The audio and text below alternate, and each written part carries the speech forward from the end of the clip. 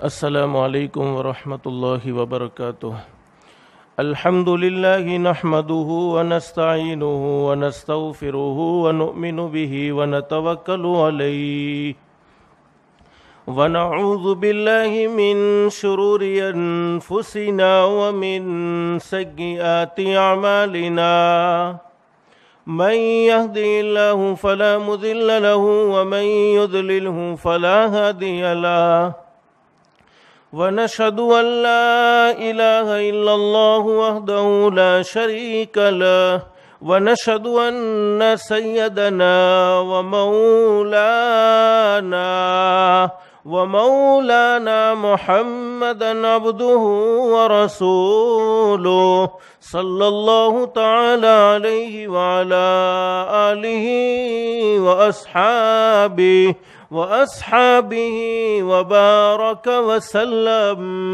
وبارك وسلم تسليما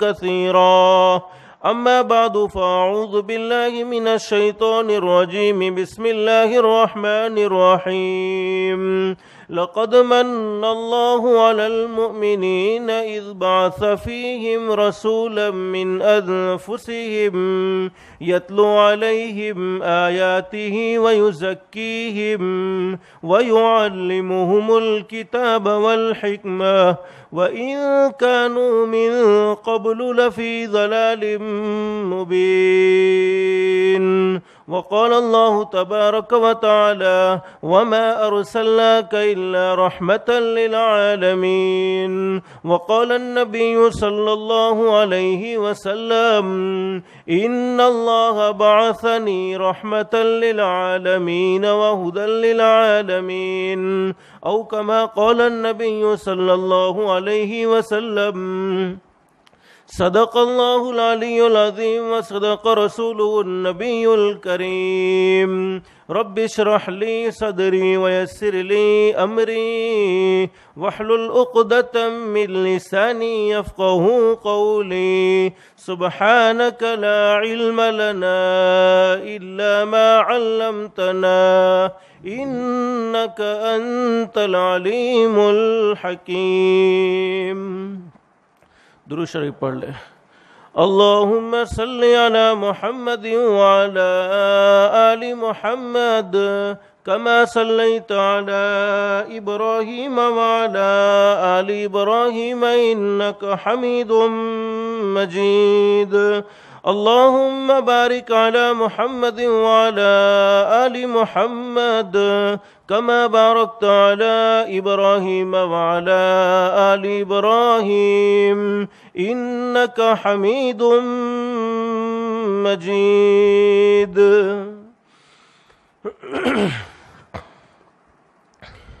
محترمہ مائیں اور بہنیں، اللہ کا ہم سب پر بہت بڑا احسان اور بہت بڑا کرم ہے کہ اللہ نے ہم سب کو دین کی باتیں سننے کے لیے تھوڑی دیر یہاں جمع فرمایا۔ دعا کرو اللہ ہم سب کے جمع ہونے کو قبول فرمائے۔ اور محترمہ مائیں اور بہنیں، آج جمعہ کا مبارک دن ہے۔ حدیث میں حضرت نبی کریم صلی اللہ علیہ وسلم کا ارشاد عالی ہے کہ جمعہ کے دن میں ایک گھڑی ایسی ہوتی ہے، اس گھڑی میں کوئی بندہ یا کوئی بندی اپنے پروردگار عالم سے جو بھی سوال کرے اللہ اس کے سوال کو ضرور قبول فرماتے ہیں۔ اللہ سے دل سے دعا کر لو، اللہ تو نے اپنے فضل و کرم سے جیسے ہمیں یہاں جمع فرمایا، اللہ کے لیے کوئی مشکل نہیں، اللہ ہم سب کو جنت الفردوس میں بھی جمع فرمائے۔ اور ایک بات کی نیت اور ایک بات کا ارادہ کر کے بیٹھے، جتنی بھی باتیں سنیں اللہ ہم سب کو عمل کی توفیق نصیب فرمائے۔ اس لیے کہ ماں بہنیں، سننا اور سنانا بہت سی مرتبہ ہوتا ہے، نہیں ہوتا تو زندگی میں عمل نہیں ہوتا، اصل عمل کی ضرورت ہے۔ اور اللہ پاک نے خوشخبری سنائی ہے قرآن کریم میں ان بندوں کو اور ان بندیوں کو، اللہ فرماتے فبشر عباد اللہ فرماتے میرے بندوں کو اور میری بندیوں کو خوشخبری سنا دو. کون سے بندے اور کون سی بندیاں؟ فرماتے الذین یستمعون القول فیتبعون احسنہ. اللہ فرماتے میرے وہ بندے اور میری وہ بندیاں جو دین کی باتوں کو، جو قرآن کریم کی باتوں کو، جو حدیث مصطفیٰ یعنی حضرت نبی کریم صلی اللہ علیہ وسلم کی زبان مبارک سے نکلی ہوئی باتوں کو دھیان سے سنتے ہیں، توجہ سے سنتے ہیں اور اس پر عمل کرتے ہیں. فرماتے عمل کرنے پر انعام کیا ملے گا؟ تو اللہ قرآن کریم میں فرماتے ہیں اولئک الذین ھداھم اللہ وَأُولَئِكَ هُمْ أُولُو الْأَلْبَابِ. اللہ فرماتے میرے بندوں اور میری بندیوں تمہارے زمین پر عمل کرنے میں دیر ہو سکتی ہے، تمہارے زمین پر عمل کرنے میں دیر ہو سکتی ہے، لیکن میرے آسمان پر ہدایت کا فیصلہ کرنے میں دیر نہیں ہو سکتی ہے. اگر ہم عمل کی نیت سے سنیں گے انشاءاللہ، عمل کا ارادہ کریں گے انشاءاللہ، تو اللہ پاک آسمانوں پر ہمارے لیے ہدایت کے فیصلے کر دے گا. حضرت نبی کریم صلی اللہ علیہ وسلم نے جب صحابہ کرام کو یہ آیت کریمہ سنائی کہ جو لوگ دنیا کی مختصر سی زندگی میں اللہ کے قرآن کریم پر عمل کریں گے، سرکار مدینہ حضرت محمد الرسول اللہ صلی اللہ علیہ وسلم کی مبارک حدیثوں پر عمل کریں گے، اللہ پاک ان کے لیے ہدایت کا فیصلہ کر دے گا.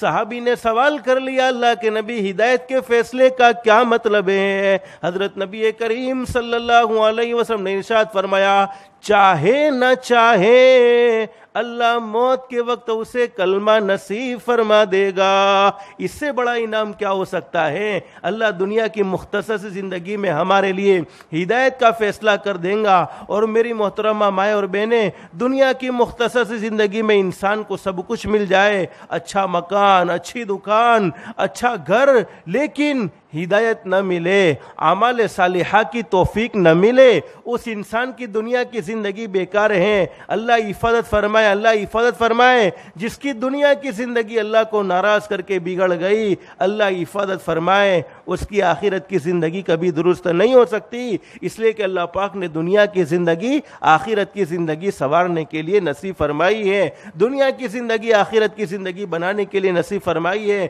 تو اگر ہم عمل کی نیت کریں گے انشاءاللہ اللہ ہمارے لیے ہدایت کے فیصلے کرے گا. ہدایت سے بڑھ کر کوئی دولت نہیں. اس لیے وہ ماں بہنیں جو نماز پڑھتی ہے 5 وقت کی، اللہ ہر ایک کو 5 وقت کی نماز کا اہتمام کی توفیق نصیب فرمائے. ہم ہر نماز میں اللہ سے دعا مانگتے ہیں، سب سے پہلے اپنی عاجزی اور اپنی کمزوری کا اقرار کرتے ہیں. ایاک نعبد و ایاک نستعین. الہ العالمین ہم تیری ہی عبادت کرتے ہیں، اس لیے کہ عبادت کے لائق تو تو ہے، ساری ضرورتوں کا پورا کرنے والا تو ہے، زندگی دینے والا بھی تو ہے، موت دینے والا بھی تو ہے، دنیا کے نظام کو چلانے والا بھی تو ہے، شفا دینے والا بھی تو ہے اور بیماری دینے والا بھی تو ہے، راحت دینے والا بھی تو ہے اور پریشانیاں بھی تیری طرف سے آتی ہے. فرماتے ایاک نعبد و ایاک نستعین. اے اللہ ہم تجھ ہی سے تیری ہی عبادت کرتے ہیں اور تجھ ہی سے مدد مانگتے ہیں، اس لیے کہ مدد کرنے والا بھی تو ہے. لیکن آگے اللہ سے ہم دعا مانگتے، ہر نماز میں مانگتے ہیں اہدنا الصراط المستقیم. اے اللہ تو ہمیں سیدھا راستہ نصیب فرما دے. کون سا سیدھا راستہ؟ صراط الذین انعمت علیہم غیر المغضوب علیہم ولا الضالین.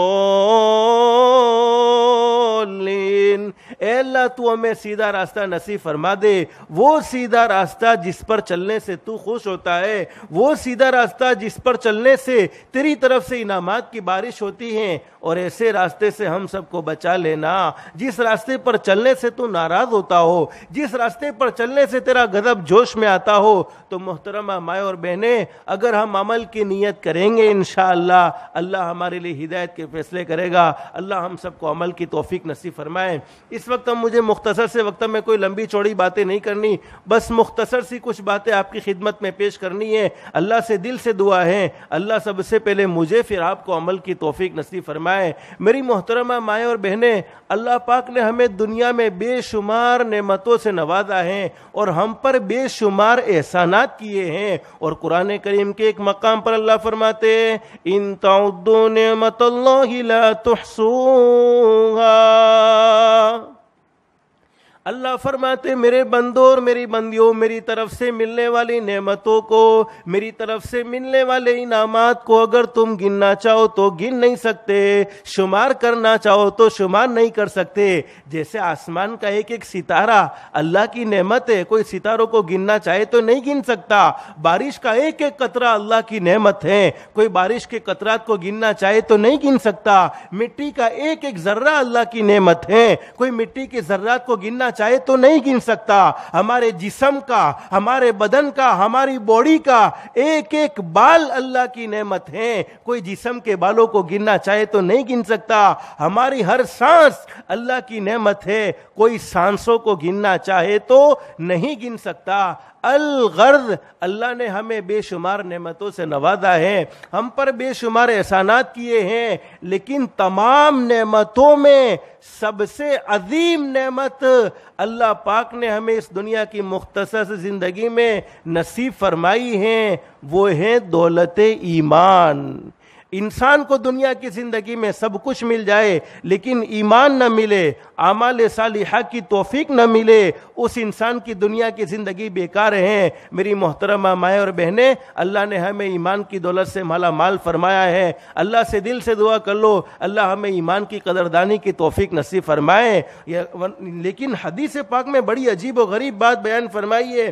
آج اللہ پاک نے ہمیں مسلمان کے گھر میں پیدا کیا، ہم مسلمان ہیں، اللہ کا شکر ادا کرنا چاہیے۔ اللہ تیرا احسان ہے، اللہ تیرا کرم ہے، اللہ تیرا فضل ہے کہ تو نے مسلمان کے گھر میں پیدا کیا، ورنہ حدیث میں فرمایا نبی کریم صلی اللہ علیہ وسلم نے میری امت پر قیامت کے قریب ایک زمانہ ایسا آنے والا ہے کہ صبح میں آدمی مومن ہوگا لیکن جب شام کو موت آئے گی تو جنازہ کافر کا اٹھ رہا ہوگا، اور شام کو آدمی مومن ہوگا لیکن جب صبح میں موت آئے گی تو جنازہ کافر کا اٹھ رہا ہوگا۔ اس وقت مجھے سمجھانا یہ ہے، علماء فرماتے ایمان کا مل جانا یہ اللہ کی بہت بڑی نعمت، اس سے بڑی کوئی نعمت ہو نہیں سکتی، لیکن ایمان کا موت تک محفوظ رہنا یہ اس سے بھی بڑی نعمت ہے۔ اس وقت جو آپ کو جمع کیا گیا ہے اس کا مقصد ایک ہی ہے، جو ایمان اللہ نے ہمیں ماں کی گود سے نصیب فرمایا ہے وہ ایمان موت تک کیسے سلامت رہے،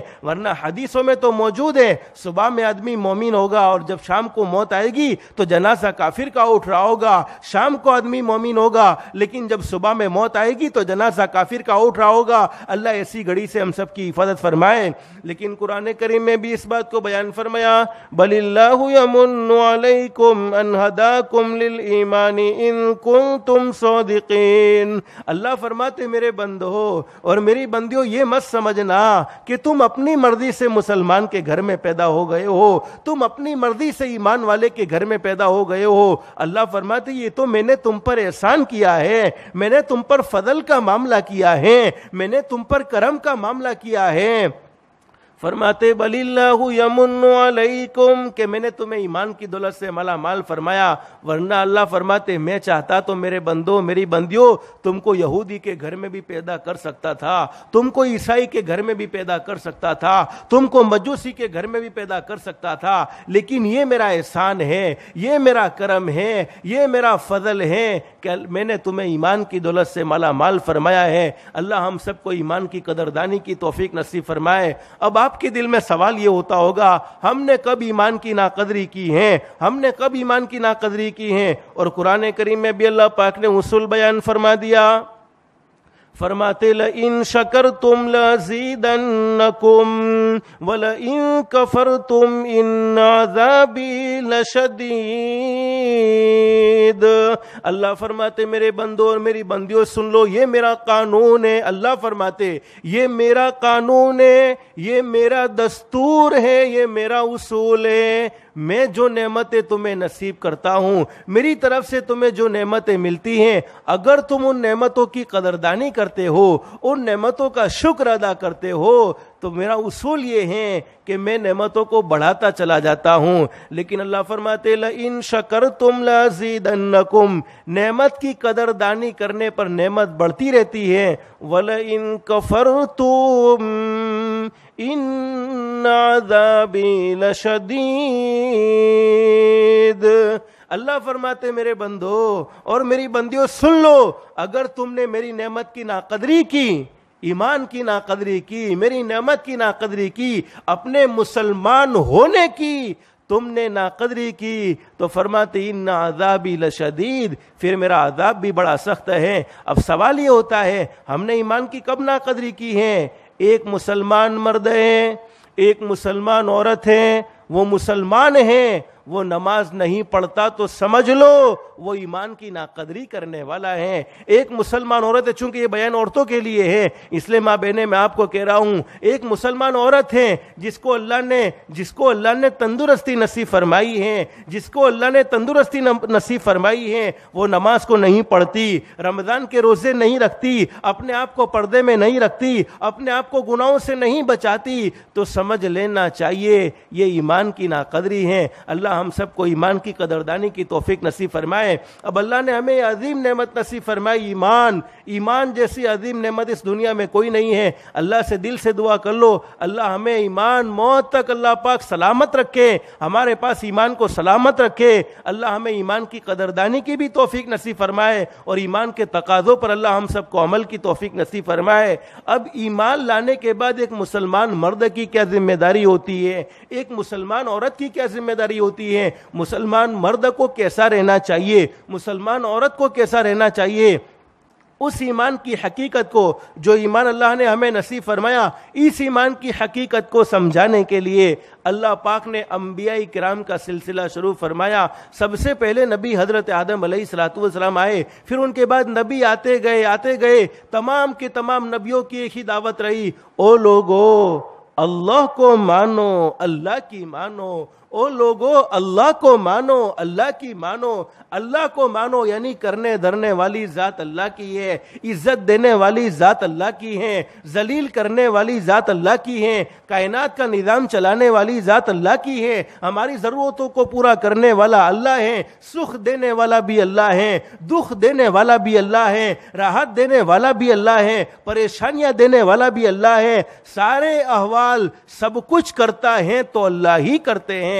اللہ کو مانو، اللہ کی مانو، تمام کے تمام انبیاء کرام کی یہی دعوت رہی۔ آخر میں ہمارے آقا حضرت محمد الرسول اللہ صلی اللہ علیہ وسلم یہ آنے والا مہینہ ربیع الاول کے مہینے میں ہمارے نبی دنیا میں تشریف لائے، اور ہمارے نبی نے بھی یہی پیغام لوگوں کو سنایا، اللہ کی مانو، اللہ کو مانو، اللہ کی مانو، اللہ کو مانو۔ اور حضرت نبی کریم صلی اللہ علیہ وسلم نے ایمان کے تقاضے ہمیں سمجھائے، ایک مسلمان عورت کی کیا ذمہ داری ہے، ایک مسلمان عورت کی کیا شان ہے۔ اور میری ماں بہنیں، یہ دوسرا احسان اللہ پاک نے ہم پر بڑا عظیم فرمایا کہ ایمان کی حقیقت کو سمجھانے کے لیے حضرت نبی کریم صلی اللہ علیہ وسلم جیسے مقدس نبی کو اللہ پاک نے مبعوث فرمایا۔ اللہ ہم سب کو حضرت نبی کریم صلی اللہ علیہ وسلم کی بتائی ہوئی باتوں پر عمل کی توفیق نصیب فرمائے۔ لیکن اس وقت مجھے بتلانا یہ ہے، آج ہمارے دلوں میں ایمان کی کوئی قدردانی نہیں، ہمارے اپنے آپ کے مسلمان ہونے کا کوئی احساس نہیں۔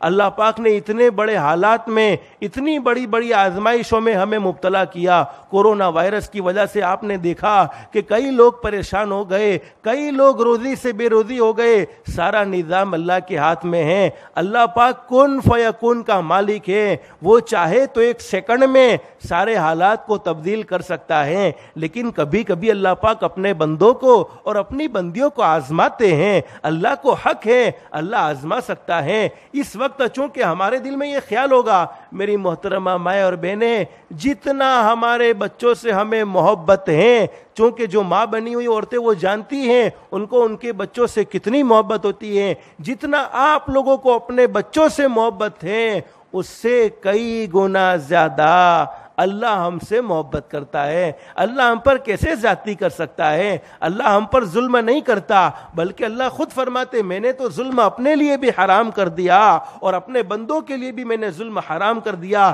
اس وقت کورونا وائرس کے اندر جتنے لوگ دنیا سے رخصت ہو گئے کسی پر ظلم نہیں ہے، بلکہ ہر کوئی آدمی اپنی موت سے مرا ہے۔ جس کا وقت مقرر تھا، جس کا ٹائم فکس تھا، اس ٹائم میں وہ دنیا سے چلا گیا، لیکن ایک دن ہمیں بھی تو جانا ہے۔ لیکن مجھے سمجھانا یہ ہے، اتنے احوال کو ہم نے اپنی آنکھوں سے دیکھا، کئی دن تک آج بھی ہم دیکھ رہے ہیں، ہمارے مدرسوں پر پابندی، ہماری مسجدوں پر پوری نظر رکھی جا رہی ہے۔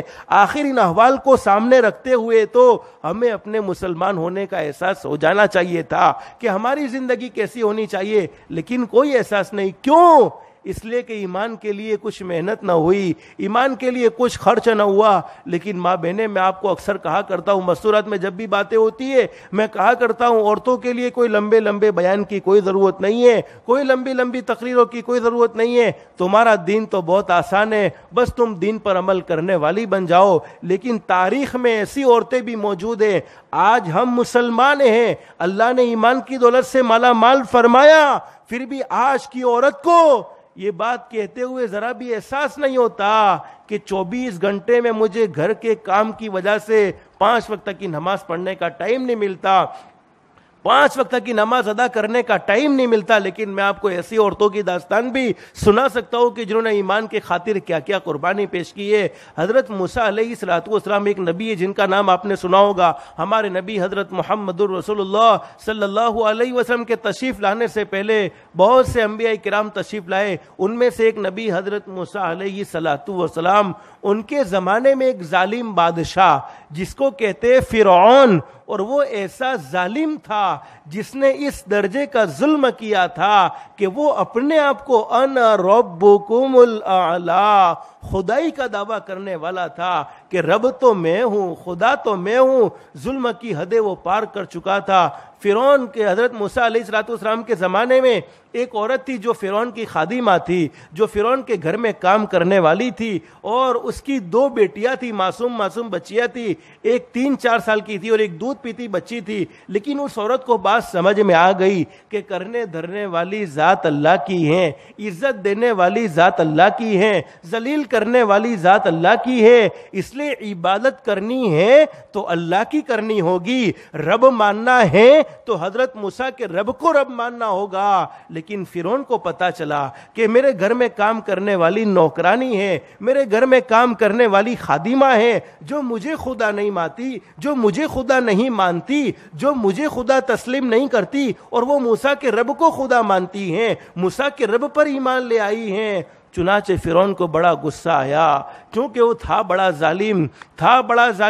اب فرعون نے دربار سجایا، فرعون نے دربار سجا کر اس عورت کو بلایا جو اس کے گھر میں کام کرنے والی نوکرانی تھی، خادمہ تھی، اس سے کہا، اس سے پوچھا بتاؤ تم کس کو خدا مانتی ہو، تم کس کو رب مانتی ہو؟ تو اس عورت کے دل میں کوئی ڈر نہ تھا سوائے اللہ کا ڈر، چونکہ جب اللہ کا ڈر زندگیوں میں آتا ہے تو دنیا والوں کا ڈر نکل جاتا ہے۔ اسی لیے بہت اچھی بات بیان فرمائی ہے، جو لوگ اللہ سے ڈرتے ہیں دنیا ان سے ڈرتی ہیں، اور جو لوگ اللہ سے نہیں ڈرتے ان کو دنیا والوں سے ڈرنا پڑتا ہے۔ اسی لیے میں اکثر مردوں کو بھی کہا کرتا ہوں، اگر تم مسجدوں کو چھوڑو گے، اللہ کے سامنے نہیں جھکو گے تو دنیا والوں کے سامنے جھکنا ہوگا، اور اگر اللہ کے سامنے ہم جھک گئے دنیا ہمارے سامنے جھکے گی۔ اس لیے کہ اللہ نے فرمایا من کان للہ کان اللہ لہ، علماء فرماتے جو اللہ کا ہو گیا ساری مخلوق اس کی ہو گئی۔ جس نے اللہ کو پا لیا اس نے سب کچھ پا لیا، جس نے اللہ کو کھو دیا اس نے سب کچھ کھو دیا۔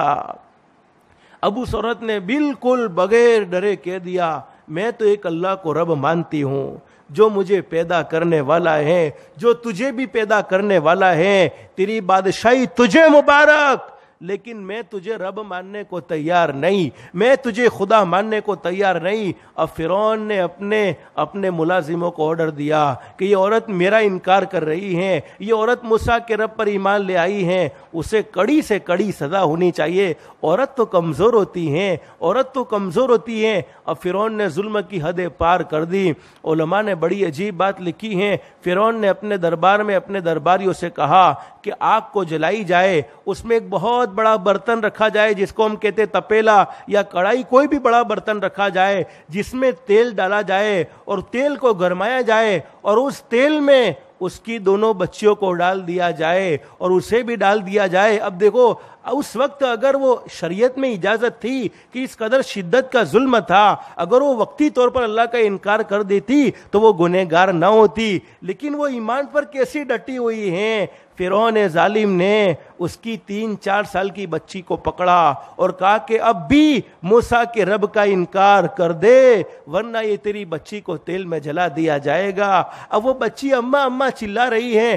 آپ اندازہ لگائیے, جو ماں ہے جن کو ان کی بچیوں سے محبت ہے, جو باپ ہے جن کو ان کی بچیوں سے محبت ہے, وہ 4 سال کی معصوم بچی اماں اماں چلا رہی ہے, اماں اماں چلا رہی ہیں. لیکن فرعون ظالم کیا کہتا ہے, اب بھی انکار کر دے, لیکن وہ عورت اپنے ایمان پر کیسی جمی ہوئی ہے. اے ظالم, تو جو کر گزرنا چاہتا ہے کر گزر لے, لیکن میں خدا کے موسیٰ کے رب کا انکار نہیں کر سکتی, میں اس پیدا کرنے والے کا انکار نہیں کر سکتی. چنانچہ فرعون ظالم نے اس کی 4 سال کی بچی کو پکڑا اور گرم گرم تیل میں ڈال دیا. اس وقت ماں کا کلیجہ جل گیا, ماں کا جگر جل گیا. کون اپنی معصوم بچی کو آگ میں اپنے آنکھوں کے سامنے دیکھے گا, لیکن اللہ نے ماں کی آنکھوں سے پردہ ہٹایا. وہ بچی مسکرا رہی تھی اور کہہ رہی تھی اماں صبر کر لینا, اماں صبر کر لینا, اماں صبر کر لینا, ابھی جنت میں ساتھ ہو جائیں گے. اب فرعون ظالم نے اس کی دوسری بچی کے بارے میں تقاضا کیا, اب بھی موسیٰ کے رب کا انکار کر لے ورنہ تیری دوسری بچی کو بھی آگ میں جلا دیا جائے گا. ماں بہنیں, میں آپ کو اتنی بڑی قربانی کی دعوت دینے نہیں آیا. آج ہم اپنے بچوں کو کیا قربان کریں گے؟ ہم اپنی خود کی زندگی کو دیکھ لے کہ جو 5 وقت کی نماز کے لیے اللہ کے سامنے نہیں جھک سکتا, وہ اللہ کے ساتھ کیا وفاداری کر سکتا ہے؟ وہ اللہ کے ساتھ کیا وفاداری کر سکتا ہے؟ وہ اللہ کے ساتھ کیا وفاداری کر سکتا ہے؟ اب فرعون ظالم نے دوسری معصوم بچی کو, دودھ پیتی بچی جو اپنے ماں اپنے سینے سے لگائی ہوئی ہے, اس کو بھی پکڑا. وہ بچی بھی چلا رہی ہے, اسے کیا معلوم ہے میرے ساتھ کیا ہونے والا ہے. لیکن فرعون ظالم نے اس کو بھی تیل میں ڈال دیا, وہ بھی جل گئی, وہ بھی ختم ہو گئی. لیکن ماں کی آنکھوں سے آنسو کا ایک قطرہ نہیں نکلا. صبر دیکھنا ہو تو دیکھو کیسا صبر عورتیں کر گزری ہیں, عورتوں نے کیسا صبر کیا. اللہ نے ماں کی آنکھوں سے پردہ ہٹایا اور وہ چھوٹی معصوم بچی بھی کہتی ہوئی جا رہی تھی اماں صبر کر لینا. وہ چھوٹی بیٹی کہتی ہوئی جا رہی تھی اماں صبر کر لینا, ابھی جنت میں ساتھ ہو جائیں گے. چنانچہ فرعون ظالم نے اس کی دونوں بیٹیوں کو ختم کر دیا. اب فرعون ظالم نے اس عورت سے تقاضا کیا کہ دیکھ تیری 2 بیٹیوں کو میں نے جلا دیا ہے, اب بھی موسیٰ کے رب کا انکار کر دے, اب بھی موسیٰ کے رب کو چھوڑ دے ورنہ تیرا بھی یہ حشر ہونے والا ہے. اس عورت نے اپنے اطمینان قلب سے یہ جواب دیا, تو جو کرنا ہے کر لے, تجھے جو کرنا ہو کر لے, لیکن میں موسیٰ کے رب کا انکار نہیں کر سکتی. چنانچہ فرعون ظالم نے اس عورت کے ساتھ بھی ویسا ہی معاملہ کیا. علماء نے بڑی عجیب بات بیان فرمائی ہے. حضرت نبی کریم صلی اللہ علیہ وسلم کا فرعون ظالم نے جب یہ سلوک کیا اپنی خادمہ کی 2 بچیوں کے ساتھ اور خادمہ کے ساتھ, جب خادمہ کو تیل میں ڈالنے لگا, خادمہ سے کہا کہ تجھے بھی تیل میں جانا ہوگا, تو اس خادمہ نے کہا کہ میری ایک آخری درخواست کو پورا کرو گے, میری ایک آخری خواہش کو پورا کرو گے؟ تو فرعون ظالم نے کہا بتا تیری کیا خواہش ہے؟ علماء فرماتے کہ وہ خادمہ نے کہا کہ جب تو نے میری بیٹیوں کو تو تیل میں جلا دیا ہے, اب تو مجھے بھی تیل میں جلائے گا. ہماری جو ہڈیاں نکل آئے ان ہڈیوں کو کہیں پھینک مت دینا, بلکہ تینوں کو ساتھ میں جمع کر کے کسی جگہ پر دفن کر دینا. حدیثوں میں لکھا ہے کہ 2000 سال بعد حضرت نبی کریم صلی اللہ علیہ وسلم کا معراج کا سفر ہوتا ہے اور آپ کا وہاں سے گزر ہوتا ہے, تو آپ کو وہاں سے جنت کی خوشبو آ رہی ہوتی ہے, جنت کی خوشبو آ رہی ہوتی ہے. فرشتے جبریل امین علیہ الصلوۃ والسلام جو سفر کے ساتھی ہیں ان سے پوچھتے ہیں کہ یہ جنت کی خوشبو کہاں سے آ رہی ہے؟ جبریل امین علیہ الصلوۃ والسلام نے فرمایا میرے محبوب یہ ایک عورت ہے جو فرعون کے گھر میں کام کرنے والی تھی, جس کی 2 بیٹیاں اور اس کو آگ میں جلایا گیا، ان کی ہڈیوں کو یہاں دفن کیا ہے، اس کی یہ خوشبو آ رہی ہے اور یہ قیامت تک آتی رہے گی۔ علماء نے بڑی عجیب بات لکھی، فرعون کے گھر میں جو فرعون کی بیوی تھی حضرت آسیہ، جب اس کو پتا چلا کہ میرے شوہر نے اپنے گھر میں رہنے والی نوکرانی کے ساتھ یہ معاملہ کیا ہے، اپنے گھر میں رہنے والی خادمہ کے ساتھ یہ معاملہ کیا، تو اس عورت کو بھی بات سمجھ میں آ گئی، اس نے بھی فرعون کا انکار کر دیا اور اس نے بھی موسیٰ کے رب پر ایمان، وہ بھی موسیٰ کے رب پر ایمان لے آئی۔ اور قرآن کریم میں جس انداز سے اس واقعے کو ذکر کیا اور فرعون نے جو جو ظلم کیا ہے، اس ظلم کو میں تفصیلاً آپ کے سامنے ذکر نہیں کر سکتا، بس آپ کو سمجھانا یہ چاہتا ہوں کہ عورتوں کے دل میں بھی یہ جذبات تھے، آخرت کیسے سنور جائے، اللہ کو کیسے راضی کیا جائے۔ اور آج ہم اپنی زندگی کو دیکھیں، اللہ نے ہمیں ایمان جیسی دولت سے مالا مال فرمایا، ہم نے اپنی زندگی میں آزمائشوں کو دیکھا، اس کے باوجود 5 وقت کی نماز کا ہمیں احساس تک نہیں ہے کہ اللہ نے مسلمان ہونے کے ناطے ہم پر نماز کو فرض کیا ہے۔ صرف نماز کو جمعہ کے ساتھ خاص نہیں کیا، اللہ ہم سب کو ایمان کی قدردانی کی توفیق نصیب فرمائے اور ایمان کی حقیقت ہمیں سمجھائے۔ تو میں بات کیا کہہ رہا تھا، ایمان کی حقیقت کو سمجھانے کے لیے، ایمان کو واضح کرنے کے لیے انبیاء کرام کا سلسلہ شروع ہوا۔ آخر میں ہمارے نبی حضرت محمد الرسول اللہ صلی اللہ علیہ وسلم بھی اس دنیا فانی میں تشریف لائے اور اللہ پاک نے قرآن کریم میں فرمایا لقد من اللہ علی المؤمنین اذ بعث فیہم، اللہ فرماتے میں نے مومنین پر خصوصی احسان کیا۔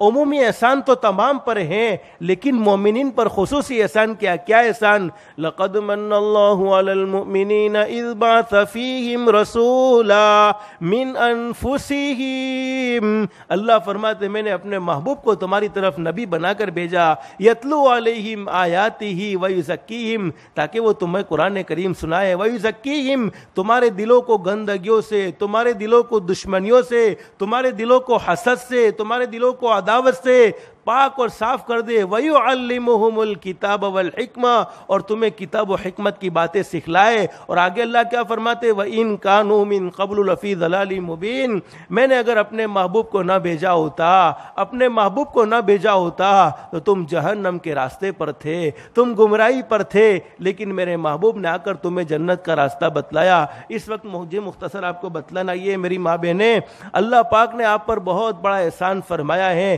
ویسے اللہ نے تمام مخلوق پر احسان فرمایا ہے، لیکن ہمارے نبی کے احسانات آپ پر اتنے ہیں کہ اگر کوئی عورت ایک کونا پکڑ لے اور ساری زندگی حضرت نبی کریم صلی اللہ علیہ وسلم کی ذات گرامی پر درود پاک پڑھنا شروع کر دے، پھر بھی حضرت نبی کریم صلی اللہ علیہ وسلم کے احسان کا بدلہ ادا نہیں ہو سکتا۔ ربیع الاول کے مہینے میں ہمارے نبی دنیا میں تشریف لائے، لیکن ہمارے نبی کے دنیا میں تشریف لانے سے پہلے آپ کو معلوم ہے عورتوں کا کیا حال تھا، عورتوں پر کتنا ظلم و ستم تھا، عورت کے حقوق کو سمجھنے والا کوئی نہیں تھا، بلکہ سیرت کی کتابوں میں یہاں تک لکھا ہے کہ جب گرمی میں چلچلاتی دھوپ ہوتی تھی، ایک غریب آدمی ہوتا جس کے پاس جوتا نہیں ہوتا، جس کے پاس پہننے کو چپل نہیں ہوتے، اور وہ کسی مالدار کے پاس جوتا مانگنے کے لیے جاتا تو کہتا اللہ کے واسطے تیرے پاس کوئی جوتا ہو تو دے دے،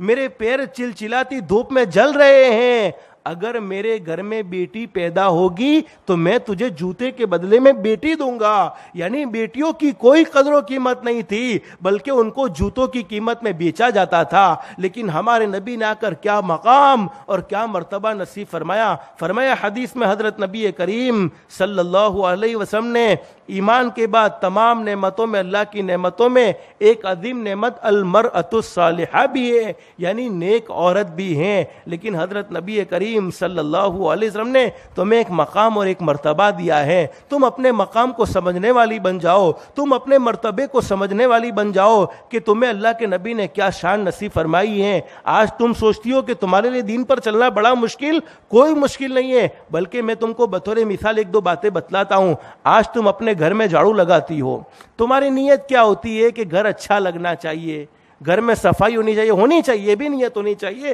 اس لیے کہ پاکی آدھا ایمان ہے۔ لیکن علماء نے بڑی عجیب بات بیان فرمائی ہے، جو عورت اپنے گھر میں ثواب کی نیت سے اللہ کا ذکر کرتے ہوئے جھاڑو لگاتی ہیں، اس عورت کو بیت اللہ میں جھاڑو لگانے کا ثواب ملتا ہے۔ اب آپ اندازہ لگائیے، لوگ بیت اللہ میں جانے کو ترستے ہیں اور تم گھر بیٹھے بیت اللہ میں جھاڑو لگانے کا ثواب حاصل کر سکتی ہو۔ الغرض تمہارا ہر عمل عبادت، تمہارا کپڑے دھونا بھی عبادت، تمہارا برتن کو صاف کرنا بھی عبادت، تمہارا گھر کا کام کرنا بھی عبادت، تمہارا ہر عمل عبادت میں شمار ہوتا ہے۔ بلکہ میں اور کھل کے وضاحت کروں گا، بہت سی عورتیں یہ کہتی ہیں بچوں کی وجہ سے نماز نہیں پڑھ سکتی، چھوٹے چھوٹے بچے ہیں، چھوٹے چھوٹے بچوں کو کیسے سنبھالے، چھوٹے چھوٹے بچوں کی وجہ سے نماز قضا ہو جاتی ہے۔ علماء نے بڑی عجیب بات بیان فرمائی ہے، بچے والی عورت کی 2 رکعت نماز، بچے والی عورت کی 2 رکعت نماز بغیر بچے والی عورت کی 82 سال کی عبادت سے افضل ہے۔ ایک بغیر بچے والی عورت 82 سال تک اللہ کی عبادت کرتی رہتی ہے، اور ایک بچے والی عورت 2 رکعت نماز پڑھتی ہے، تو اس بچے والی عورت کی 2 رکعت نماز بغیر بچے والی عورت کی 82 سال کی عبادت سے افضل ہے۔ اور آگے علماء نے بڑی عجیب بات بیان فرمائی ہے، حاملہ عورت کی 2 رکعت نماز بغیر حمل والی عورت کی 80 رکعت نماز اس سے افضل ہے۔ یہ تو میں نے بطور مثال آپ کو کچھ باتیں بتلائی ہیں، اللہ نے تمہیں وہ مقام اور مرتبہ نصیب فرمایا ہے۔ بس اللہ ہمیں اللہ کے احکام کے مطابق اور حضرت نبی کریم صلی اللہ علیہ وسلم کے طریقے کے مطابق زندگی گزارنے کی توفیق و سعادت نصیب فرما دے۔ حدیث اوپر میں حضرت نبی کریم صلی اللہ علیہ وسلم نے ارشاد فرمایا کہ وہ عورت جس کی زندگی میں 5 کام ہو، نمبر 1 اس نے اپنی زندگی میں 5 وقت کی نماز کا اہتمام کیا، اور اس کو کرنا چاہیے، اس لیے کہ ایمان کے بعد سب سے بڑا درجہ نماز کا ہے، اور اگر نمازیں اچھی ہیں تو سارے اعمال اچھے ہیں۔ نمازیں گھروں میں نہیں ہوتی ہیں، گھروں سے چین و سکون ختم ہو جاتا ہے، گھروں سے اطمینان ختم ہو جاتا ہے، ان گھروں میں لڑائی جھگڑے ہمیشہ رہتے ہیں جن گھروں میں نماز نہیں ہوتی، جن گھروں میں اللہ کے قرآن کی تلاوت نہیں ہوتی۔ اس لیے اپنے گھر میں رہ کر 5 وقت کی نماز کا خاص طور پر اہتمام کرے۔ نماز پڑھنے کی برکت سے اللہ پاک روزی کی تنگی کو ختم کرے گا۔ اور یہ کورونا وائرس کے لیے ہم نے بہت سے وظیفے سنے ہوں گے، بہت سی دعائیں پڑھی بھی ہوگی، لیکن سب سے اہم اور سب سے بہتر وظیفہ 5 وقت کی نماز ہے۔ ہمارے نبی نے آخری وقت میں بھی ربیع الاول کے مہینے میں جب ہمارے نبی دنیا سے رخصت ہوئے، آپ نے دنیا سے پردہ فرمایا تو بس آپ نے ایک ہی بات کہی، قرۃ عینی فی الصلاۃ، الصلاۃ۔ زندگی میں بھی کہتے رہے، میرے امتیوں میری آنکھوں کو ٹھنڈا کرنا چاہتے ہو تو 5 وقت کی نماز پڑھتے رہنا، نماز کو مت چھوڑنا۔ اور آخری وقت میں بھی فرمایا الصلاۃ الصلاۃ الصلاۃ، نماز کو مت چھوڑنا، نماز کو پڑھتے رہنا۔ ماں بہنیں تم نماز پڑھو گی، تمہارے معصوم بچوں پر اس کا اثر پڑے گا۔ ہمارے معصوم بچے ہماری نقل کرتے ہیں، ہم جو کچھ کرتے ہیں معصوم بچے وہ دیکھ دیکھ کر کرتے ہیں، تو تمہارے نماز پڑھنے کی برکت سے تمہارے معصوم بچے بھی نماز پڑھنے والے بنیں گے۔ تو ہمارے نبی نے فرمایا پہلی وہ جس نے اپنی زندگی میں 5 وقت کی نماز کا اہتمام کیا، دوسرا جس نے رمضان المبارک کے روزے رکھے۔ ہاں مجبوری ہے، جن ایام میں نمازیں معاف ہو جاتی ہیں ان ایام میں روزے بھی معاف ہو جاتے ہیں، لیکن روزوں کے بعد میں قضا ہے۔ جس نے رمضان المبارک کے روزے رکھے، جس کو اللہ نے مال دیا اس نے زکوٰۃ کا اہتمام کیا، اور جس نے اپنے آپ کو پردے میں رکھا یعنی اپنی عزت کی حفاظت کی، اور جس نے اپنے شوہر کی فرما برداری کی۔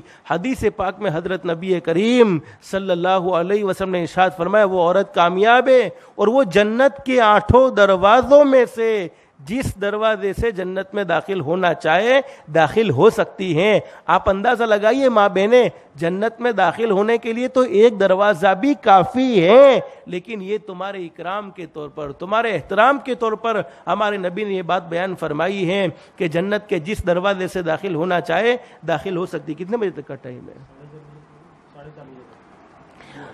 اللہ ہم سب کو عمل کی توفیق نصیب فرمائے اور اللہ کے احکام کے مطابق اور حضرت نبی کریم صلی اللہ علیہ وسلم کے طریقے کے مطابق زندگی گزارنے کی توفیق نصیب فرمائے۔ تو محترمہ مائیں اور بہنیں، میں آپ کو بات یہ کہنا چاہتا تھا کہ اللہ نے ہم پر بے شمار احسانات کیے، لیکن تمام احسانوں میں سب سے عظیم احسان اللہ نے ہمیں ایمان کی دولت سے نوازا۔ یہ اللہ کا سب سے بڑا احسان۔ پھر ایمان کی حقیقت کو سمجھانے کے لیے سرکار مدینہ حضرت محمد الرسول اللہ صلی اللہ علیہ وسلم کو اس دنیا فانی میں بھیجا۔ اللہ ہم سب کو اللہ کے احکام کے مطابق حضرت نبی کریم صلی اللہ علیہ وسلم کے طریقے کے مطابق زندگی گزارنے کا شوق کے ساتھ، زبردستی نہیں، شوق کے ساتھ جذبہ نصیب فرما دے۔ لیکن میں اصل آپ کو بتلانا یہ چاہتا تھا ہمارے نبی کے آنے سے پہلے عورتوں کا کیا حال تھا۔ عورتوں کے حقوق کی کوئی پرواہ نہیں تھی، عورت کو اسلام میں عورت کو جہالت میں بالکل ذلیل سمجھا جاتا تھا، جس کا کوئی مقام نہیں، جس کا کوئی ویلیو نہیں، جس کی کوئی عزت نہیں۔ لیکن ہمارے نبی نے آ کر عورتوں کو کیا عزت نصیب فرمائی ہے۔ علماء نے بڑی عجیب بات لکھی ہے۔ ایک مرتبہ ہمارے نبی تشریف فرما ہے، ایک جوان اللہ کے نبی کے پاس آیا اور اللہ کے نبی کے پاس آ کر رونے لگا اور کہنے لگا اللہ کے نبی میری ساری زندگی گناہوں میں گزر گئی، میری ساری زندگی نافرمانیوں میں گزر گئی، کیا مجھے معافی مل سکتی ہے؟ معاف تو اللہ کرنے والا ہے، ساری زندگی گناہ کر لے، ساری زندگی نافرمانیاں کر لے، لیکن ایک مرتبہ اللہ سے سچے دل سے توبہ کرتے ہیں اللہ ضرور معاف فرما دیتا ہے۔ اب ہمارے نبی نے فرمایا اللہ کے بندے بتا تو صحیح تو نے کیا گناہ کیا، ایسا کون سا گناہ؟ تو وہ جوان کہنے لگا اللہ کے نبی میرا گناہ تو بہت بڑا گناہ، تمام گناہوں سے بڑا گناہ، آسمان سے بھی بڑا گناہ، زمین سے بھی بڑا گناہ، پہاڑوں سے بھی بڑا گناہ، میرا گناہ تمام گناہوں سے بڑا ہے۔ اللہ کے نبی نے فرمایا تو نے شرک کیا، فرمایا شرک سے بھی بڑا گناہ ہے۔ اب اللہ کے نبی نے فرمایا بتا تو صحیح اللہ کے بندے تو نے ایسا کون سا گناہ کیا؟ اب وہ جوان کہتا اللہ کے نبی میرے گھر میں اولاد نہیں ہوتی تھی، اور اولاد دینے والی ذات بھی اللہ کی۔ قرآن کریم میں اللہ فرماتے ہیں یَهَبُ لِمَن يَشَاءُ إِنَاثًا وَيَهَبُ لِمَن يَشَاءُ الذُّكُورَ أَوْ يُزَوِّجُهُمْ ذُكْرَانًا وَإِنَاثًا وَيَجْعَلُ مَن يَشَاءُ عَقِيمًا۔ اللہ فرماتے میں جسے چاہتا ہوں لڑکیاں ہی لڑکیاں دیتا ہوں، جسے چاہتا ہوں لڑکے ہی لڑکے دیتا ہوں، اور جسے چاہتا ہوں لڑکے بھی دیتا ہوں لڑکیاں بھی دیتا ہوں، اور جسے چاہتا ہوں کچھ بھی نہیں دیتا۔ اولاد دینے والی ذات اللہ کی ہے، اولاد دنیا والوں کے بس میں نہیں ہے۔ ہاں یہ بات ضرور ہے اگر اللہ پاک نے کسی کو اولاد کی دولت سے محروم رکھا وہ اپنا میڈیکل علاج کرائے، لیکن اصل دینے والی ذات اللہ کی ہے۔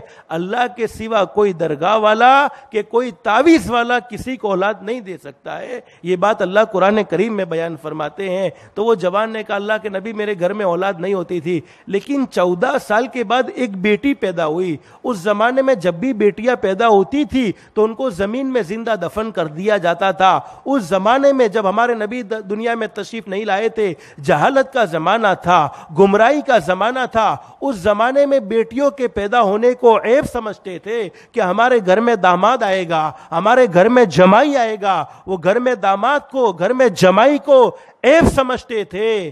اب حضرت نبی کریم صلی اللہ علیہ وسلم سے وہ جوان نے کہا اللہ کے نبی 14 سال کے بعد اللہ نے مجھے بیٹی دی، تو میری بیوی نے یعنی بیٹی کی ماں نے کہا کہ اللہ نے ہمیں اولاد 14 سال کے بعد دی ہے، ہمارے گھر میں ویسے بھی کوئی اولاد نہیں ہے، ہم اس معصوم بچی کو زمین میں زندہ دفن نہیں کریں گے بلکہ اس کو رکھیں گے، اس کی پرورش کریں گے، اس کا خیال رکھیں گے۔ وہ جوان کہتا ہے اللہ کے نبی میں اپنی بیوی کی اس بات پر راضی ہو گیا اور میں نے اس بات کو ایکسپٹ کر لیا۔ اب وہ میری بیٹی 3-4 سال کی بڑی ہو گئی، مجھے بہت اچھی لگنے لگی، بڑی معصوم سی بچی تھی۔ جب بھی میں گھر میں آتا مزدوری کر کے تھکا ہوا ہوتا، میری بیٹی میرے سینے سے چمٹ جاتی، میری ساری تھکاوٹ کو ختم ہو جاتی۔ باپ کو اپنی بیٹیوں سے پیار ہوتا ہے، لیکن وہ جہالت کا زمانہ۔ وہ جوان اللہ کے نبی سے کہتا ہے اللہ کے نبی ایک دن ایسا ہوا ابو جہل کو جو مکے کا سردار ہے، جس نے ساری زندگی حضرت نبی کریم صلی اللہ علیہ وسلم کو بھی دکھ پہنچائے ہیں، ابو جہل کو پتا چل گیا کہ میرے گھر میں بیٹی ہوئی ہے اور میں نے اپنی بیٹی کو زمین میں زندہ دفن نہیں کیا، تو ابو جہل نے مجھے کہا کہ تجھے اپنی بیٹی کو زمین میں زندہ دفن کرنا ہوگا، اور ابو جہل نے میرے دل میں میری بیٹی کے بارے میں نفرت ڈالنا شروع کیا اور میں نے ابو جہل کی بات کو مان لیا۔ تو میں آیا اپنے گھر پر، اب میں نے طے کر لیا کہ میں اس بیٹی کو زندہ نہیں رکھوں گا بلکہ اس بیٹی کو زمین میں ضرور دفن کر دوں گا۔ وہ جوان کہتا ہے اللہ کے نبی میں نے اپنی بیوی سے کہا کہ اس بیٹی کو نہلا دے، اس بیٹی کو تیار کر دے، اس کو اچھے سے اچھے کپڑے پہنا دے، میں اس کو اس کے ماموں کے گھر یعنی بیوی کی بھائی کے گھر، میں اس کو اس کے ماموں کے گھر چھوڑ دیتا ہوں تاکہ ہماری بیٹی وہاں پر سلامت رہے۔ اب وہ ماں کو تو کچھ پتا تھا نہیں۔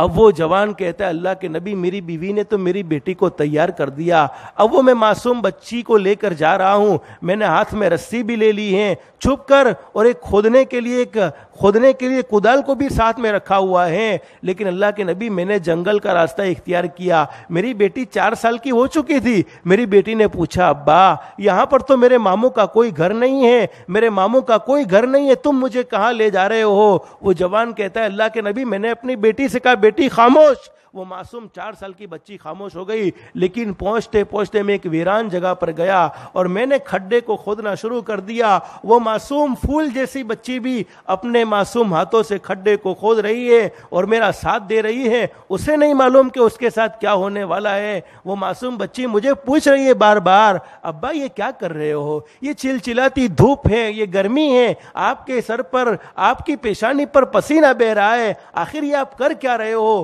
اللہ کے نبی سے وہ جوان کہتا ہے میں نے اس بیٹی کی بات پر کوئی توجہ نہیں دی. آخر کار جب کھڈا مکمل ہو گیا تو میں نے اس بچی کو پکڑا اور اس کھڈے میں رکھ دیا. وہ بچی چلانے لگی ابا میرے ساتھ ایسا سلوک کرنا تھا تو مجھے گھر پر بتا دیتے, میں اپنی ماں کو آخری سلام پیش کر دیتی, مجھے گھر پر کہہ دیتے ابا میں نے آپ کو ستایا نہیں, میں نے آپ کا کوئی نقصان نہیں کیا, آپ مجھے یہاں پر زندہ چھوڑ دے, آپ مجھے یہاں پر زندہ چھوڑ دے, مجھ پر ظلم نہ کرے. لیکن وہ جوان کہتا ہے حدیث پاک میں لکھا ہے صحابہ کرام بیٹھے ہوئے ہیں, صحابہ کرام کی چیخیں نکل گئی, ہمارے نبی کے بھی آنکھوں سے آنسو کے قطرے جاری ہو گئے اور ہمارے نبی نے کہا اے سخت جوان تو نے اپنے ہاتھوں کو کنٹرول میں کیوں نہ کیا, تو نے اپنے ہاتھ کو کیوں نہ روکا؟ وہ معصوم بچی کہہ رہی ابا مجھے یہاں پر چھوڑ دے, میں آپ کے گھر پر واپس نہیں آؤں گی, پوری زندگی یہاں پر گزار لوں گی. لیکن وہ جوان کہتا ہے اللہ کے نبی میں نے اس بیٹی کی بات پر کوئی توجہ نہ دی, اس بیٹی کی بات کو نہ مانا, بلکہ مٹی ڈالتا رہا یہاں تک کہ میری بیٹی کی آواز ہمیشہ کو بند ہو گئی.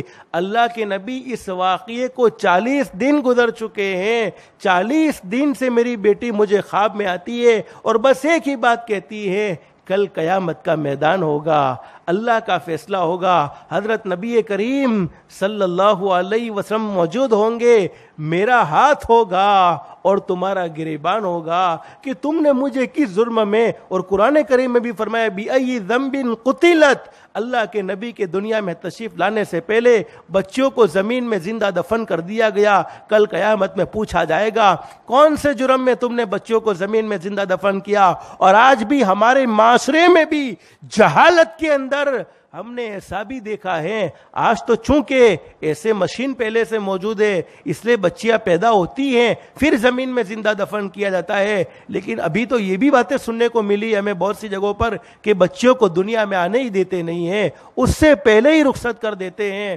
اب اللہ کے نبی سے وہ جوان کہتا ہے اللہ کے نبی 40 دن تک میری بیٹی خواب میں آتی ہے, 40 دن سے مجھے یہی کہہ رہی ہے کل اللہ کا دربار ہوگا, اللہ کا فیصلہ ہوگا, حضرت نبی کریم صلی اللہ علیہ وسلم موجود ہوں گے, میرا ہاتھ ہوگا اور تمہارا گریبان ہوگا. اللہ کے نبی کیا مجھے معافی مل سکتی ہے؟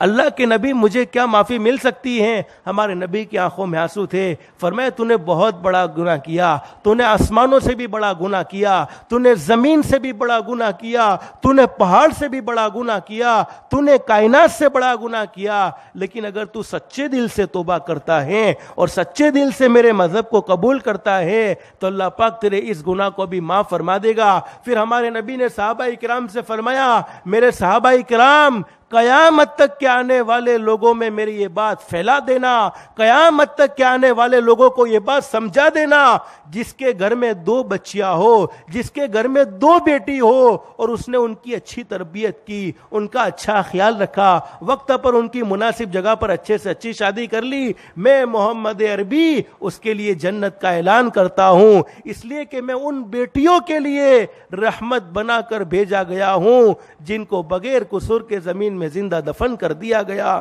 اب صحابی نے پوچھ لیا اللہ کے نبی اگر کسی کے گھر میں 2 بیٹی نہیں ہیں, 1 بیٹی ہے, تو ہمارے نبی نے فرمایا جس کے گھر میں ایک بیٹی ہو اور اس نے اس کا اچھا خیال رکھا, اس پر کوئی ناانصافی کا معاملہ نہیں کیا, اس کے ساتھ بھلائی کا معاملہ کیا, اس کو اچھی تعلیم دی اور وقت پر اس کی مناسب جگہ پر شادی کر دی, میں محمد عربی اس کے لیے جنت کا اعلان کرتا ہوں. تو ماں بہنیں, ہمارے نبی نے تمہارے حقوق سمجھائے ہیں کہ ماں کے قدموں کے نیچے جنت ہے. کوئی آدمی کتنا بھی بڑا سے بڑا ولی ہو جائے لیکن جب تک ماں کی نافرمانی کرتا ہے تب تک وہ ولی کہلانے کا حقدار نہیں ہے. اگر عورت تیری ماں ہے, ہمارے نبی نے فرمایا عورت تیری ماں ہے تو اس کے قدموں کے نیچے جنت ہے. اگر وہ تیری بیٹی ہے تو یہ تیری عزت ہے, اگر وہ تیری بہن ہے تو یہ تیری عزت ہے, اور اگر وہ تیری بیوی ہے تو اس کا خرچہ تیرے ذمہ لازم ہے. تو ماں بہنیں, یہ کچھ باتیں میں نے آپ کی خدمت میں پیش کی ہے. اللہ نے تمہیں وہ مقام اور مرتبہ نصیب فرمایا ہے. اپنے مقام اور مرتبے کی قدر کرو اور اللہ کو راضی کرنے والے اعمال کرو. آج کی اس مجلس میں مجھے 2 دعوتیں آپ کو پیش کرنی ہے. نمبر 1, 5 وقت کی نماز. ہمارے نبی کا آخری پیغام بھی یہ تھا, الصلاۃ الصلاۃ الصلاۃ. نماز کو مت چھوڑنا, نماز کو ہمیشہ پڑھتے رہنا. اور دوسرا کام, اپنی ذات سے کسی کو تکلیف مت پہنچاؤ, کسی کو دکھ مت پہنچاؤ, کسی کو ناراض مت کرو, کسی پر ظلم مت کرو. اس لیے کہ یہ 2 صفتیں اگر ہمیں اپنی زندگی میں 5 وقت کی نماز کا اہتمام کر لیا, ہم اپنی ذات سے کسی کو تکلیف نہیں پہنچاتے, نہ عمل سے تکلیف پہنچاتے ہیں, نہ زبان سے تکلیف پہنچاتے ہیں, نہ کسی اور چیز سے تکلیف پہنچاتے ہیں. دنیا والے ہمیں نیک سمجھے نہ سمجھے, لیکن اللہ فرمائیں گے میرے بندے اور میری بندیوں تمہارا شمار نیکوں میں ہے. 2 کام کی نیت کر کے جاؤ. ایک تو آج کی عصر سے لے کر موت تک 5 وقت کی نماز کا اہتمام خاص طور پر کرتے رہیں گے انشاءاللہ. اور دوسرا, اپنی ذات سے کسی کو دکھ نہیں پہنچائیں گے, کسی کو تکلیف نہیں پہنچائیں گے, کسی پر ظلم نہیں کریں گے. اور یہ بات یاد رکھو, اگر ہم کسی کے ساتھ برا سلوک کرتے ہیں, جیسے ساس کے ساتھ بہو برا سلوک کرے, بہو کے ساتھ ساس برا سلوک کرے, گھروں میں لڑائی جھگڑوں کو ختم کر کے زندگی گزارو. لیکن جب ہم کسی کے ساتھ برا سلوک کرتے ہیں تو حقیقت یہ ہے کسی کے ساتھ برا سلوک نہیں کرتے بلکہ اپنی ذات کے ساتھ برا کرتے ہیں. اس لیے کہ قرآن کریم میں بھی فرمایا, من عمل صالحا فلنفسی, جس نے اچھا کیا وہ بھی اس کے لیے ہی ہے, جس نے اچھے اعمال کیے فلنفسی وہ بھی اسی کے لیے ہیں, ومن اساء فعلیہا, اور جس نے کسی کے ساتھ برا سلوک کیا حقیقت یہ ہے کہ وہ برا سلوک اس نے کسی کے ساتھ نہیں کیا بلکہ اس کی ذات کے ساتھ کیا ہے. اور حدیث میں کیا فرمایا نبی کریم صلی اللہ علیہ وسلم نے, کما تدین تدان, جیسا کرو گے ویسا بھرو گے. دنیا کی زندگی میں تمہارا جو سلوک ہوگا وہ سلوک سے تم نے کسی کے ساتھ جیسا سلوک کیا, جیسے بہو نے ساس کے ساتھ برا سلوک کیا تو اس کو بھی ساس بننا ہے, بیٹے نے باپ کے ساتھ برا سلوک کیا تو کبھی نہ کبھی اس کو بھی تو باپ بننا ہے. تم نے جیسا کیا ہوگا ویسا ہی تم بھرو گے. اس لیے بہت اچھی بات کہی ہے, جیسی کرنی ویسی بھرنی, نہ مانو تو کر کے دیکھو, جنت بھی ہے دوزخ بھی ہے, نہ مانو تو مر کے دیکھو. مرنے کے بعد سب کھل جائے گا, بھلے عمل کا بھلا نتیجہ, جنہوں نے بھلا کیا وہ بھی بھلے نتیجے پائیں گے, جن کو اچھے پھل ملیں گے, بھلائی کرنے والے ہمیشہ بھلائی کے پھل کھائیں گے. بھلے عمل کا بھلا نتیجہ, برے عمل کا برا نتیجہ, اور جن لوگوں نے برا کیا ہے چل کر ان کا گھر دیکھو. یعنی لوگوں کے ساتھ ظلم کرنے والے, لوگوں کو ستانے والے, لوگوں کو دکھ پہنچانے والے کبھی سکون و اطمینان سے نہیں بیٹھتے بلکہ اللہ ان کی زندگیوں سے سکون و اطمینان کو چھین لیتا ہے. اللہ ہم سب کو اللہ کے احکام کے مطابق زندگی گزارنے کی توفیق نصیب فرمائے اور 5 وقت کی نماز کا اہتمام کی توفیق نصیب فرمائے, اخلاق مصطفیٰ والی زندگی نصیب فرمائے. جمعہ کا مبارک دن ہے, درود شریف کا بھی خاص طور پر اہتمام کرنا چاہیے. میں نے آپ کو شروع میں بتلا دیا کہ حضرت نبی کریم صلی اللہ علیہ وسلم کے احسانات آپ پر اتنے ہیں کہ ان کو گننا چاہے تو گن نہ سکے. آپ کو اللہ کے نبی نے کیا شان نصیب فرمائی ہے, کیا مقام نصیب فرمایا, کیا مرتبہ نصیب فرمایا, کیا تمہاری عظمتوں کو ہمارے نبی نے بیان فرمایا. اس لیے آج جمعہ کا مبارک دن ہے, عصر کی نماز کے بعد ایک چھوٹا سا درود شریف پڑھ لینا ہے. اللہم صلی علی محمد النبی الامی وعلی آلہ وسلم تسلیما. یہ چھوٹا سا درود شریف 80 مرتبہ پڑھنا ہے۔ ہمارے نبی نے فرمایا میرا کوئی امتی یہی درود شریف اللہم صلی علی محمد النبی الامی وعلی آلہ وسلم تسلیما اپنی جگہ پر بیٹھے بیٹھے عصر کی نماز کے بعد 80 مرتبہ پڑھ لے، اس کے 80 سال کے گناہ معاف ہو جائیں گے اور اس کو 80 سال کی عبادت کا ثواب ملے گا۔ یہ حدیثوں میں بیان فرمایا ہے۔ لیکن بہت سی عورتیں ایسی ہوں گی، بہت سے ہمارے بھائی ایسے ہوں گے جن کے پاس خود کا مکان نہیں ہے، وہ کرائے کے مکان میں رہتے ہیں اور کرایہ بھر بھر کے تھک چکے ہیں، اور خود کا مکان لینے کے لیے کوئی ان کے پاس اسباب بھی نہیں ہے کہ بظاہر کوئی شکل نظر آوے، کچھ پیمنٹ ہو اور ہم اپنا خود کا مکان خرید لے، ویسے کچھ اسباب بھی نظر نہیں آتے۔ علماء نے فرمایا یہی درود شریف اللہم صلی علی محمد النبی الامی وعلی آلہ وسلم تسلیما جمعہ کے دن عصر کی نماز کے بعد اگر کوئی 1000 مرتبہ پڑھے گا، اللہ پاک اپنے فضل و کرم سے اس کے لیے ذاتی مکان کے فیصلے فرمائیں گے۔ اور میری محترمہ مائیں اور بہنیں یہ بات یاد رکھنی چاہیے، ساری عبادتیں مردود ہو سکتی ہیں۔ کسی نے نماز پڑھی ہے، ہو سکتا ہے اس کی نماز مقبول بھی ہو مردود بھی ہو۔ کسی نے رمضان کے روزے رکھے، اس کے روزے مردود ہو سکتے ہیں۔ کسی نے زکوٰۃ کو ادا کیا، اس کی زکوٰۃ مردود ہو سکتی ہے۔ کسی نے حج کیا، اس کا حج مردود ہو سکتا ہے۔ کسی نے عمرہ کیا، اس کا عمرہ مردود ہو سکتا ہے۔ ساری عبادتوں کے مقبول اور مردود ہونے کے چانسز ہیں، لیکن درود شریف ایک ایسی عبادت ہے جو کسی بھی حال میں مردود نہیں ہوتی، بلکہ ہر حال میں اللہ پاک اس کو قبول فرماتے ہیں۔ اس لیے خاص طور پر درود پاک کا بھی اہتمام کرنا چاہیے۔ اور حدیث میں فرمایا نبی کریم صلی اللہ علیہ وسلم نے میرا کوئی امتی جمعہ کے دن میں اور جمعہ کی رات میں مجھ پر درود پڑھے گا، اللہ پاک اس کی 100 ضرورتوں کو پورا فرمائیں گے۔ اس کی 30 ضرورتیں دنیا کی اور 70 ضرورتیں یعنی 70 ضرورتیں آخرت کی۔ اور حدیثوں میں ہمارے نبی نے فرمایا میرا امتی اگر تیرے کاروبار میں ہے مجھ پر کثرت سے درود پڑھ لے، اللہ پاک تیرے حلال پاکیزہ روزی کے فیصلے تیرے لیے فرما دیں گے۔ میرا امتی تیرے گھر میں جوان بیٹی ہے، تیرے گھر میں جوان بیٹا ہے، مناسب کوئی رشتہ نہیں ملتا، میری ذات پر محبت کے ساتھ درود پڑھ لے، اللہ آسمان سے نیک سالے جوڑے کا انتظام خود فرمائیں گے۔ میرا امتی تو قرض میں ڈوب چکا ہے، تیرے پاس قرض ادا کرنے کو پیسے نہیں ہے، میری ذات پر محبت کے ساتھ درود پڑھ لے، اللہ تجھے قرض سے نجات نصیب فرما دیں گے۔ میرا امتی تیری گود خالی ہے، تیری شادی ہو چکی ہے لیکن تیرے گھر میں اولاد نہیں ہوتی، میری ذات پر محبت کے ساتھ درود پڑھ لے، اللہ تیرے گھر میں نیک سالے اولاد کے پیدا ہونے کا فیصلہ فرمائیں گے۔ تو درود پاک تو ایک بہت بڑا خزانہ ہے، اس سے دنیا کے مسائل بھی حل ہوتے ہیں اور آخرت کی منزلوں کو بھی اللہ آسان فرمائیں گے۔ اللہ ہم سب کو درود پاک کا بھی اہتمام کی توفیق نصیب فرمائے، 5 وقت کی نماز کا اہتمام کی بھی توفیق نصیب فرمائے۔ اللہ ہم سب کو اخلاق مصطفیٰ والی زندگی نصیب فرمائے۔ اللہ ہم سب کو کہنے سننے سے زیادہ اخلاص، استخلاص اور استقامت کے ساتھ عمل کی توفیق نصیب فرمائے۔ آمین یا رب العالمین وآخر دعوانا ان الحمد للہ رب العالمین۔ کتنے بجے کیا سر؟